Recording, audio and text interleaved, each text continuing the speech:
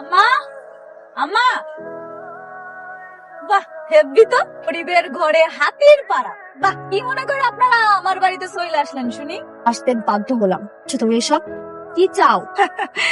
একজন কিডন্যাপারের লগের থেকে ভালো আর কি করা যায়? আমি যাই না বুঝে মামলাটা করছি। ওর জন্য উপযুক্ত জায়গা হইলো পুলিশ।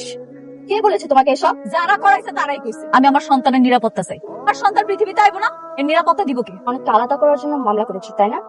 নিজে তো হারাইছো, এখন আমাকে আর অনেককে আলাদা করার জন্য মিথ্যা মামলায় ফাঁসাইছো। একদম মুখ সামনে কথা বলবেন। দৃষ্টি, তুমি যদি আজকে অনেকের প্রথম স্ত্রী না হতে না, তোমাকে অনেক কিছুই জবাব দিতাম। শুধুমাত্র তোমাকে বিয়ে করার জন্য আজকে অনেককে জেলে যেতে হলো। আর আমি যদি কই শব্দ সাত না, শুধুমাত্র আপনারা বিয়ে করার পর থেকে ওর জীবনের আজকেই হলো। কোন স্ত্রী তার স্বামীকে মিথ্যা মামলা দিয়ে জেলে দিতে পারে না। অবশ্যই পারে।